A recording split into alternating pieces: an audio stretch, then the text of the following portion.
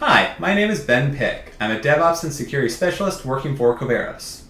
As the 2017 version of the OWASP Top 10 Web Application Vulnerabilities list is being published soon, I want to take the time to go through the vulnerabilities that are being carried over from the previous 2013 release.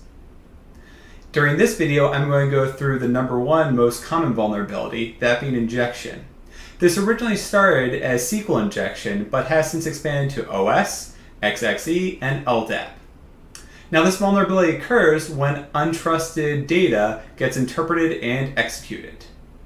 As an example, let's review the following query from a basic Java application. The select SQL query shown is used to authenticate users by matching a username and password stored within the database. In this example, the input parameters are from a form submission, but these could be obtained from any type of user input field. SQL injection is possible because these variables are directly used without validation. If a user entered a single or double quote as either a username or password, then the expected query might be broken, and anything after the quotation mark could be interpreted and executed. This often is of the form double quote or 1=1 dash dash as a means to test whether SQL injection is possible. What makes this input so unique? The double quote is used to attempt to break out of the SQL query shown, or 1=1 is SQL code to be interpreted. As 1=1 is a true statement, combining that with the OR logic, the overall SQL query should result in true. This attempt is largely meant to bypass authentication of the SQL query without providing credentials. The dash dash at the end is used to comment out or ignore anything which remains after the point in the SQL query. This helps maintain the syntax of the query being executed. I'll also include a link to OWASP's testing guide for SQL injection in this video's description below. SQL injection may be used to exfiltrate or store data, bypass authentication, or cause a denial of service. So how does SQL injection behave within an application? SQL injection has been at the top of OWASP's web application vulnerability list for over a decade, even though its solution is well known. By properly developing systems, this vulnerability is largely prevented.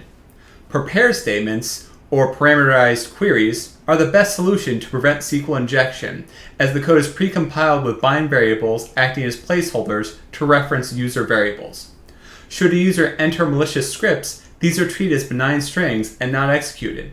Be careful though, as prepared statements could enter malicious scripts as strings into the database without execution. These may then later be referenced or used where they are executed by a different query. For this reason, user input should still be validated and unexpected input rejected. Please note that every action with the database should use parameterized queries. Let's look at some examples of how to test and exploit SQL injection. Here, I have an instance of the Mutilidae application running, which has known vulnerabilities coded in as a teaching tool. For the SQL demo, the application mimics login functionality. When a username-password combination matches a legitimate user within the database, their data is returned. Otherwise, an error is thrown. Mutilidae displays error log data to the browser, which would hopefully not be available through a typical web application. The end result is a verbose application with insecurity written into it, a perfect tool for these purposes. In this example, I added a single quote to the end of the username value, which ended the SQL query early and created a syntactically invalid SQL statement, thus triggering the error message explaining that an error occurred due to a malformed SQL syntax. This error alone tells me that SQL injection is likely possible as my input was interpreted within the query. Please note that it's always a security issue to display such log data to the end user within the application. Skipping over tests for a single quote or 1=1 and similar tests, I'm attempting to exit the SQL query and run my own queries to learn about the database, specifically the version running. From the errors displayed, I can see that the number of columns don't match the expected return value. Therefore, I need to iterate to find the number of columns to send a syntactically correct SQL statement. This is done by passing increasingly more null values within the submission as shown. Through testing, I found the correct number of nulls to be 7. Now don't forget to add the 2 hyphens to comment out any following content of the SQL query. With 7 null values entered, the SQL query was able to return content. In this case, nothing. With a template for SQL queries, the fun can actually start. By adding in various fields of the database, it can return additional information about the database in use. Replacing the second null value with @version displays the database's version to screen. The first value is not represented by the 3 fields displayed within the results. The second null value is returned within the first field displayed on screen, that being username. The third null correlates to the second field displayed, password, and the fourth null correlates to signature. Any values entered into the first or 5th through 7th will not be shown. Using this model, I enter additional database fields to learn about the database. The first one I do is the database name, that being database parentheses password, and you can see it here as OWASP. I then move on to the current user and the table schema to try and figure out what can be returned. Ultimately, this helps me map out the next phase, that being exfiltration, which is where I really figure out what is within the database, what's being stored, and possibly try and obtain valid username and password credentials. Based on the return values, I now know that the current user is Mutilidae at %. For the next SQL test, I try and return the table and column names from each table within the database, as this is stored within the information schema. I also pulled the data type, but that's of little use for these purposes.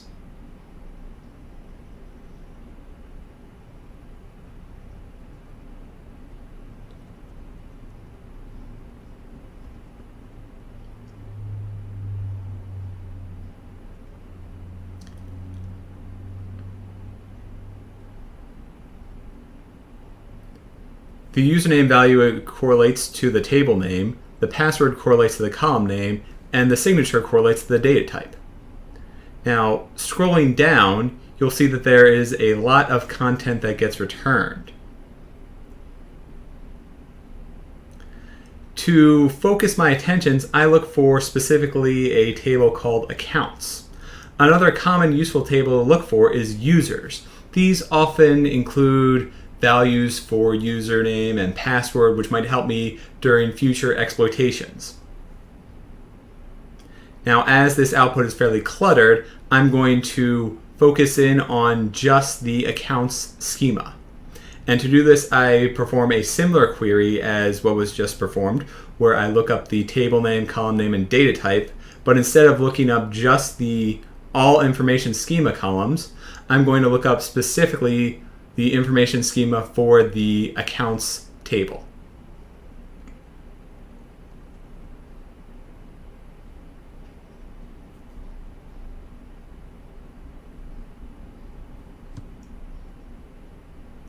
So this includes columns for username, password, and isadmin, which seem like key sources of information to me.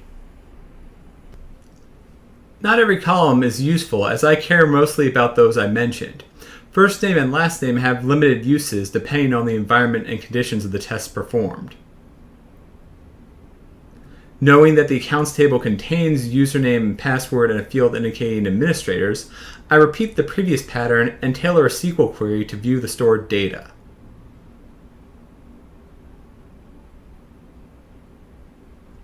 Again, the first null value doesn't equate to anything that gets displayed on screen, so you have to start with the second null value for anything you want returned.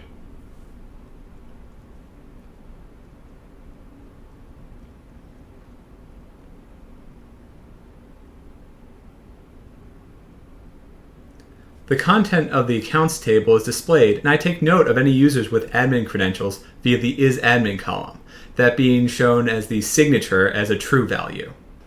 As only 3 columns worth of data can be displayed at a time, I repeat the query to view the passwords associated with each of the users by replacing isAdmin with passwords within the query.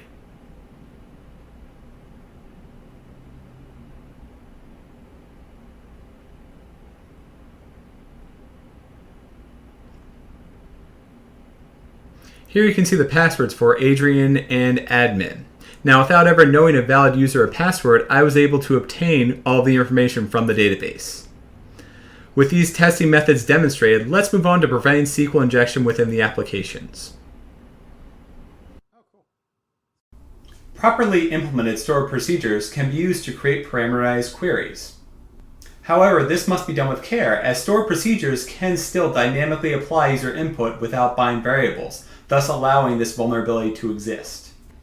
If parameterized queries aren't possible, then a less effective solution is to apply strict whitelisting on user input prior to execution. By defining a series of known good values for that user input, the likelihood of SQL injection is reduced.